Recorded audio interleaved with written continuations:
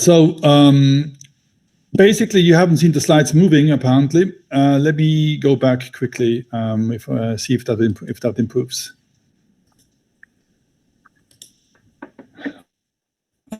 All right, you see you see the governance by design. Yes. Is that moving now? Yes. Okay. Now let me do a test. If I go, is that moving now? No. No. Okay. So that's a. I don't know why. Yes. Now we are slide 4. Hang on. Let me. Well, I wouldn't go full screen. I would go like that.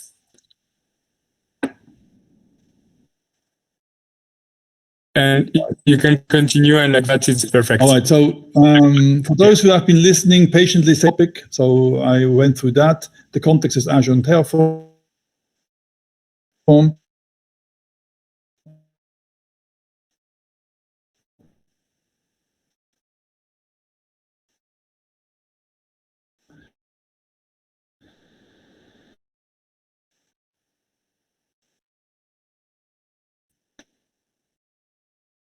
Then the pipeline stuff is about continue. Trying to explain a hypothesis, the pipeline coding, committing pull requests, testing, manual checks, and deploy. And in that context, if this is what you're doing, what we see, the presentation for today. Let's move to the next one. In release at release time.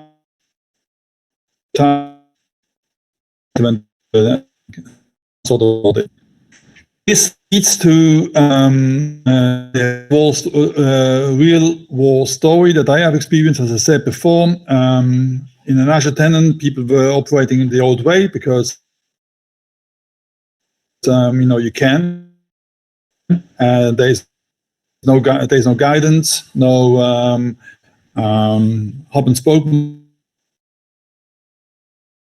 Let's say implementation of do what they develop and they workloads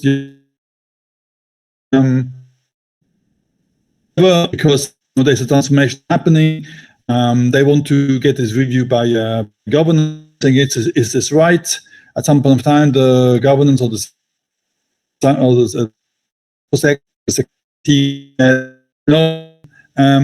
eventually, in the most, I should say, extreme interpretation of this, you only write your code in Terraform, and you use this as your documentation, your policies to the variable files, and therefore everything is documented. It's always on time, on demand, and at the right place.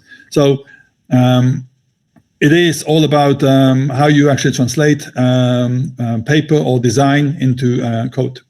Then the policy versions enrolled in Git and reviewed via standard pull request define the workflow, and the Terraform plan evaluates actually in CI/CD before if what you have written, if what you have put in place is actually working. So that basically means, in the example here, that we want to actually have all storage account must be HTTPS. That's actually the policy document or the guideline coming from the IT governance. And below you basically have, let's say, a code example how you actually reflect that. And again, the question is, do you want to have a policy, and how do you make sure that this is in sync? And there are other, let's say, organizational and company mechanisms in place. Or if you actually really would like to be very lean and straightforward, you actually stop doing documents and you start actually designing things into your these policies into your code directly without any, let's say, workarounds. Basically, when you look at governance as by design and governance as code, governance code is basically the encoding of these rules.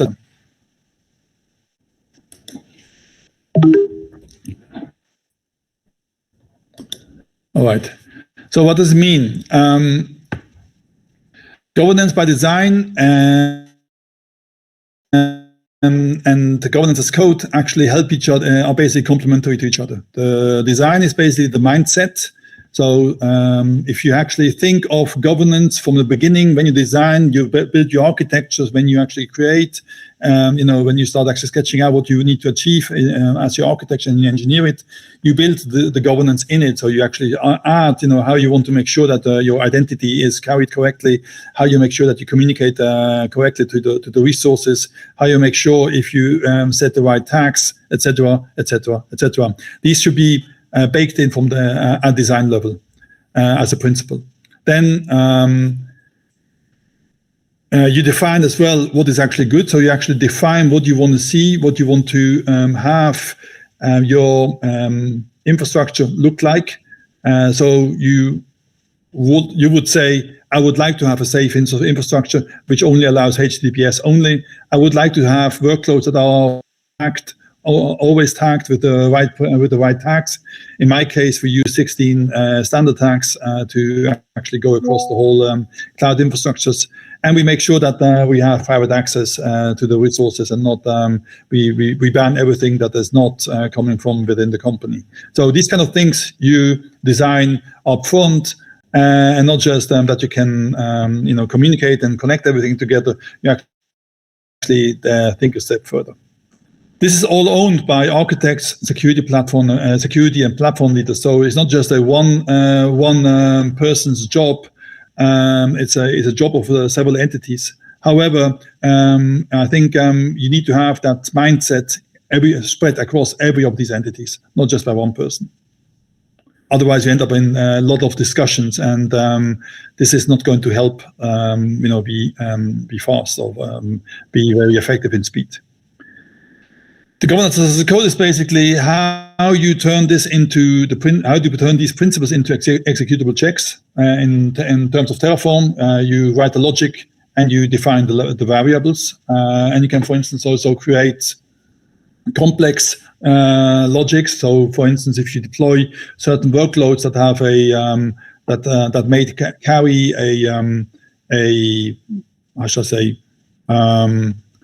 a tag for a data safety or data classification with it, you can say, okay, if it's a data classification secret, this workload is not allowed to be deployed on Azure or on AWS because that company may also want to use sovereign clouds and is disconnected from any US influence. So, for instance, in Germany, in Switzerland, or wherever, but actually no connection to a US company. These business decisions are currently existing, and these thoughts are being processed by many companies. So you can code these kind of things into your principles, into your Terraform, and we're making sure that no one deploys the wrong workload into the wrong region or into the wrong cloud. So this is maybe a more complex example than what we just showed before. The governance principles then live as code in the repositories. They're being run and validated always in the CI/CDs at every change. And if you change something in the code, these changes are immediate with the next redeployment. And these principles or these implementations are then owned and maintained by the platform DevOps engineers. And I assume this is most of you guys here on this call. So what I want to really emphasize here is this is, for me, from my perspective, or from my experience, a very mature way of doing things. Beyond demonstrating coding excellence, beyond demonstrating any other kind of technical excellence, it's actually also showing business excellence and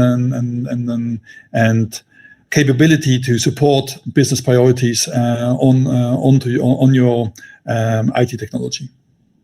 So somebody wants to be admitted.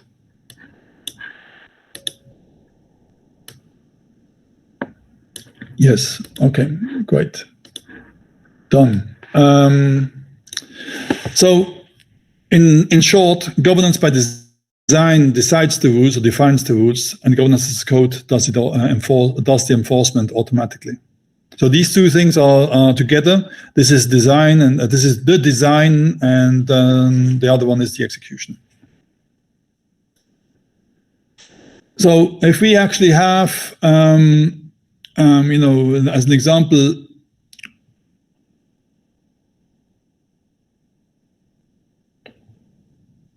how do you apply that? Policy as code in the pipeline. You actually create a Terraform with Terraform a plan that will change stuff in Azure. Your policy agent reads the plan and checks the rules against. And if the rule is broken, the job fails because it says something not good. You have to recheck your code. That's the good part of the planning part at Terraform.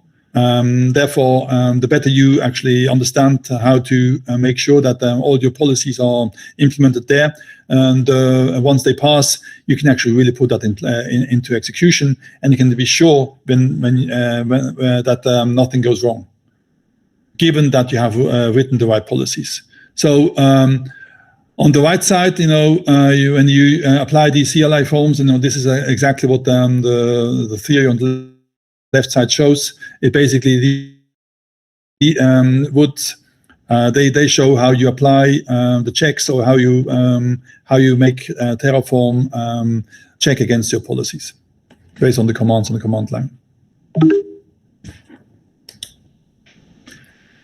So. Why does it matter for you as engineers and architects? Because you own the pipelines. You own the pipelines. You are, you would like to avoid having actually tickets or incidents that show that something is wrong with your code. So you actually would like to design, develop, put it in place once. Once you pass, let's say the governmental, also the validations, you actually assume everything should be fine, and that's exactly what it should be. And through that, so while you own the pipelines, you can also put in the policies, and you actually ensure that the standards are automatically used across the teams. So in that case, again, to me, this is governance by design, and governance as codes as a combination is actually also a leadership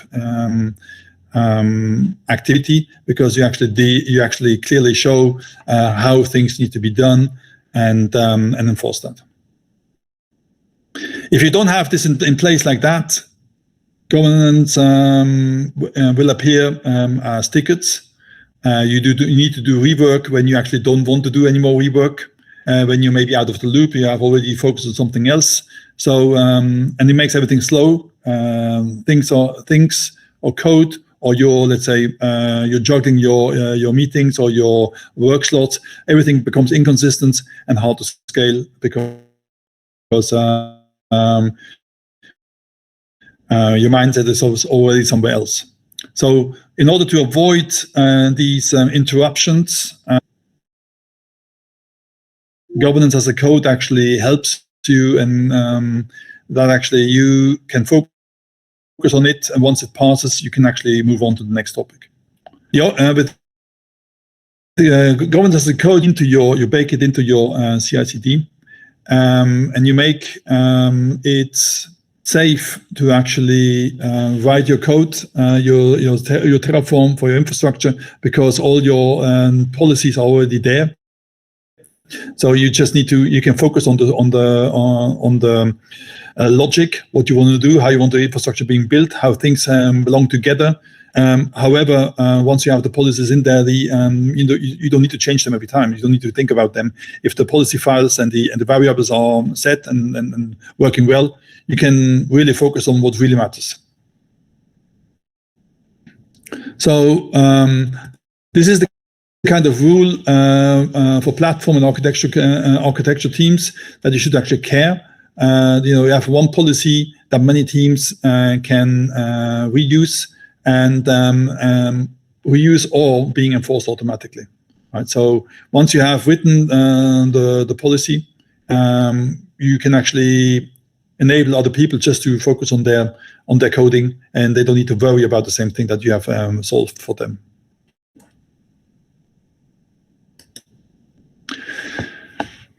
So in this case, a bad example, right? Or an example, a bad Terraform change to Azure. The developer creates storage account without HTTPS only, and Terraform is happy, the plan succeeds, but at some point of time, the policy as code step says no. Says no. It should be true. So you can actually so the CI/CD basically tells you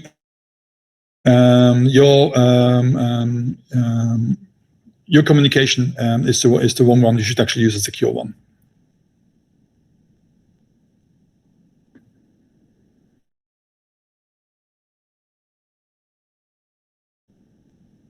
Which means at the end that you can actually fix it before you deploy it, right? That's actually the main thing here. So it means that you have to have in your dev mind, you can keep your dev mind focused, locked on what you actually want to solve, and if if you have overlooked something like a policy, you will be flagged on that. It locks unsafe changes. So in essence, policy as code blocks unsafe changes into your network, which by human errors and by human thinking, at some point of time, may or may not open major incidents. So it's always good that we actually consider a governance thinking when we do our coding, specifically for, let's say, central or essential things like infrastructure as a code.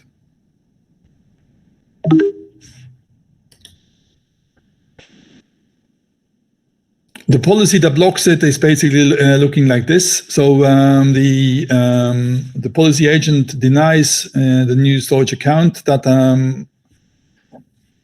doesn't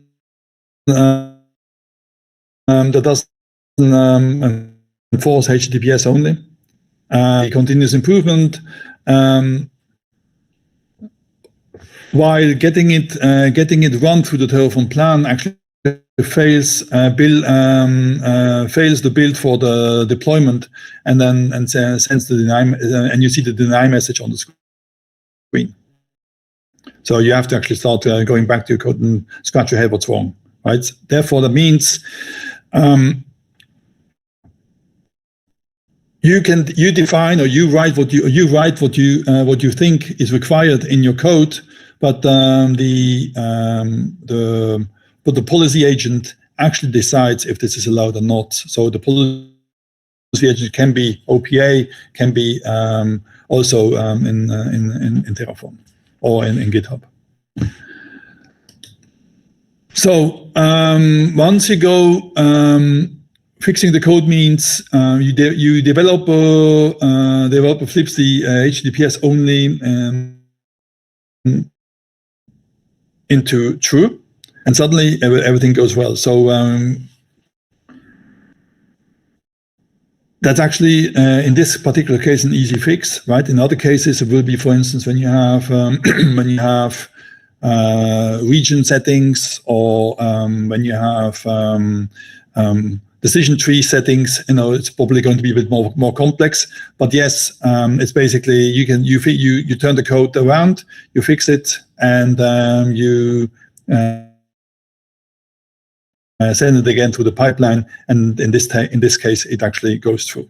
And it goes through without any ticket. It goes through without any meeting. You still have to. It's still basically, ideally, everything in your lab, because it shows on your screen. Maybe you need to ask somebody why it is being bounced back. Yes, but that's actually, I believe, and the experience shows, faster than trying to deploy something and then fix it later. So fixing it before it goes into action is the faster, the more effective, and the more and the less disruptive way of delivering code.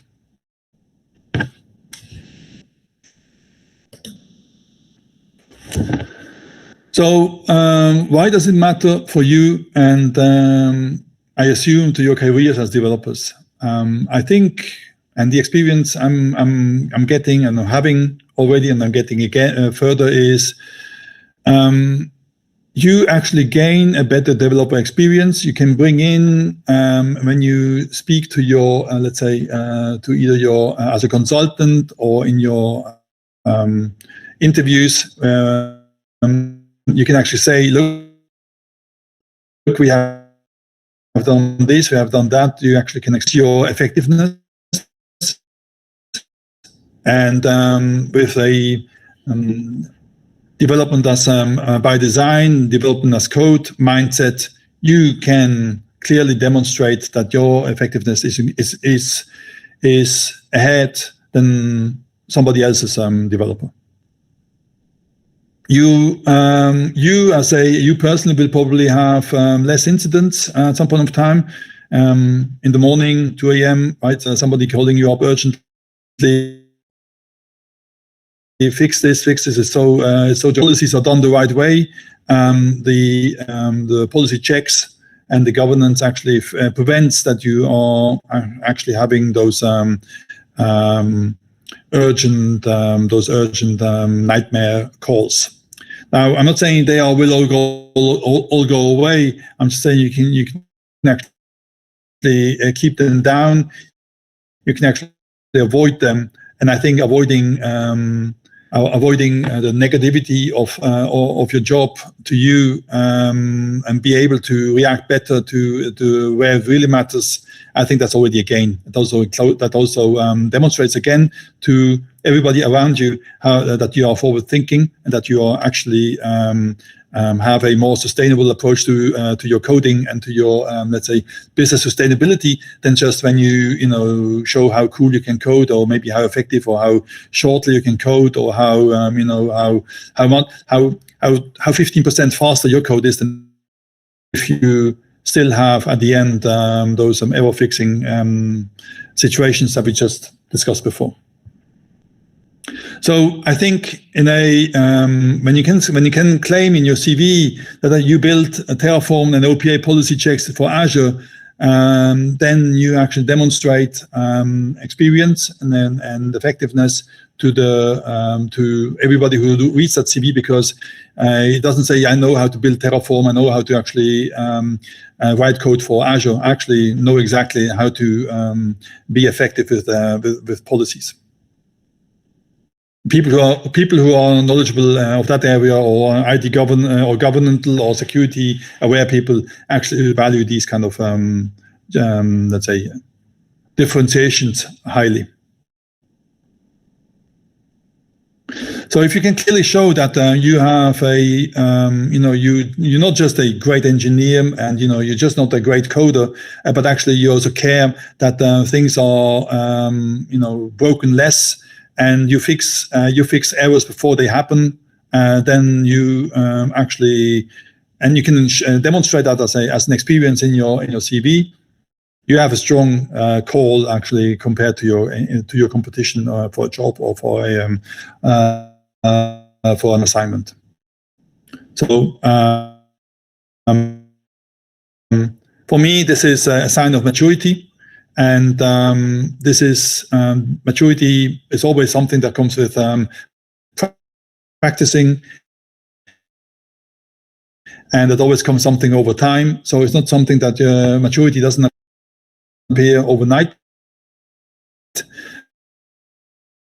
But I think if you practice certain things that appear to be complicated or maybe a bit cumbersome, actually turn into a strength. You have different principles that actually make you more successful.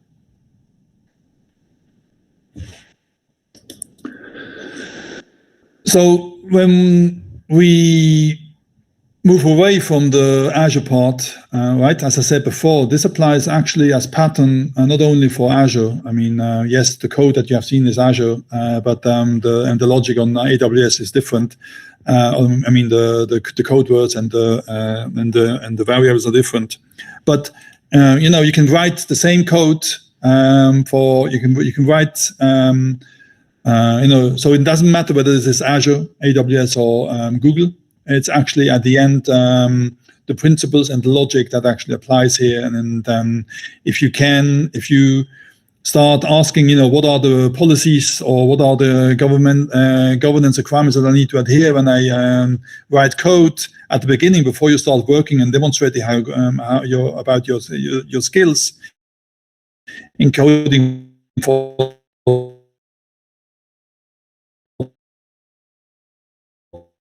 Terraform or for infrastructure, then you already show your capability, you respect and your governmental requirements. So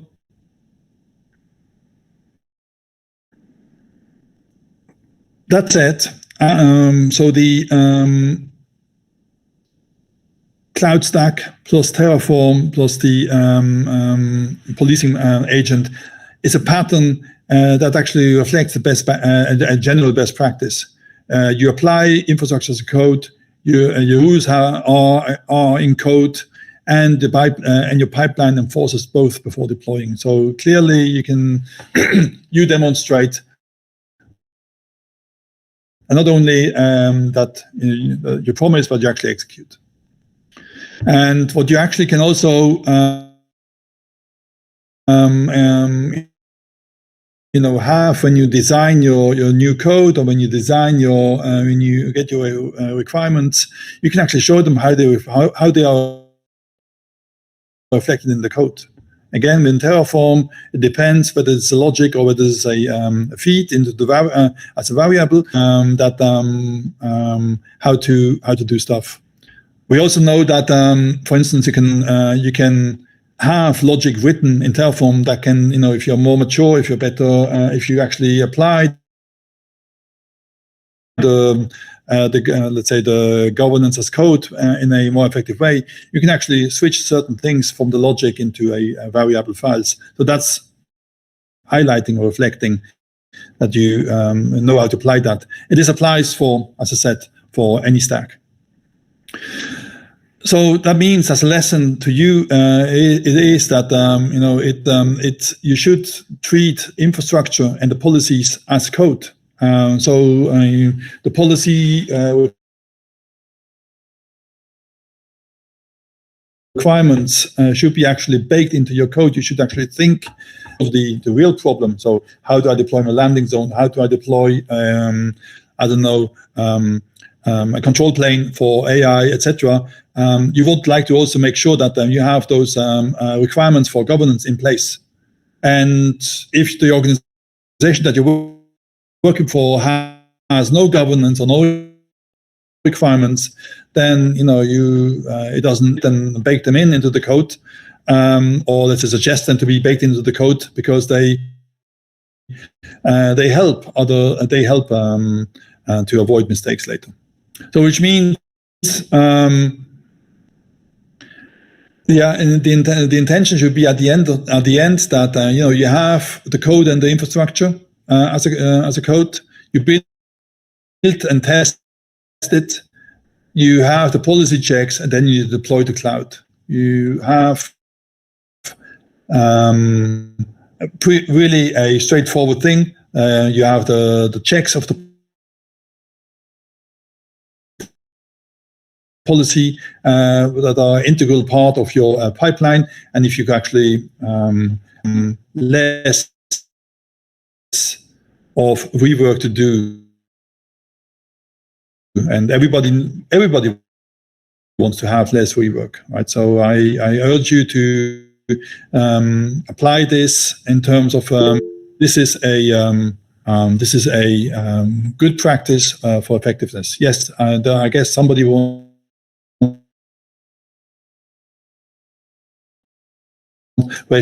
Yes, I just have a about your vision. You have 8 minutes. Oh, okay. I had that's fine. So we basically are almost done. So I think with that said, let me just check something. What else we have? I think we can move forward. The only thing that I wanted to cover is I think if you separately, what I want to do say at the end as a conclusion is policy as code, as we know it today with Terraform and Cloud Stack, may become obsolete with AI. On the other side, I think the biggest challenge with AI is the control plane. So I think the more you actually consider how policing your, let's say, safety or your compliance to your company in the network in the cloud is, I mean, you may not anymore code that because the AI is doing that for you. Understanding how you control what the AI is supposed to do is actually becoming the real deal in the near and midterm future. That means understanding, embracing the thinking from policy by design in the policy as code, maybe in the policy into, let's say, policy as, let's say, as encoded, then that actually will make you give you a career path forward. From a just in order if there will be challenges coming with the development side due to AI. So AI actually becomes really critical to control, and this is actually, in my view, the next big thing on the development side, because it will take over some development work. With that said, that's actually the last statement I wanted to make on the presentation. And then if there are questions, please let me know.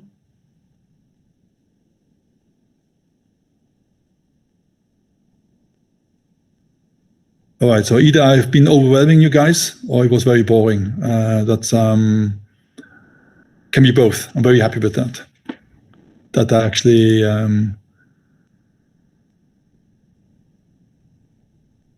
okay. Right.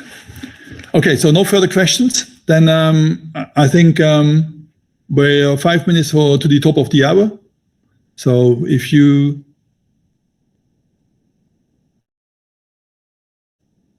wish, I think we can stop it here then.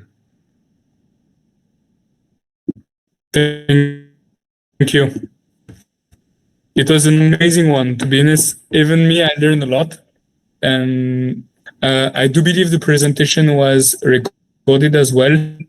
If you want to share the slides on the WhatsApp group, that would be amazing if you want to share them. But I think it was a great one. Yes, thank you very much for your support, Tarak. I hope it was really useful for all of you guys. And again, the examples were very simplistic. It's more about the principles than anything else. I loved it. I learned a lot because we talk a lot about policy as code, Terraform, and so on. But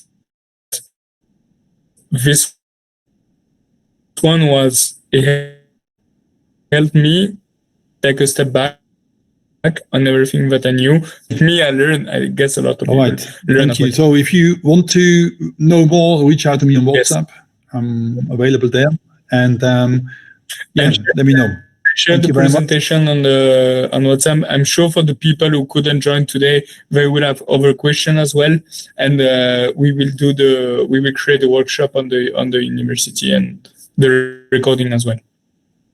Thank you very much. Thank you so much. Have a great. Thank you. Bye.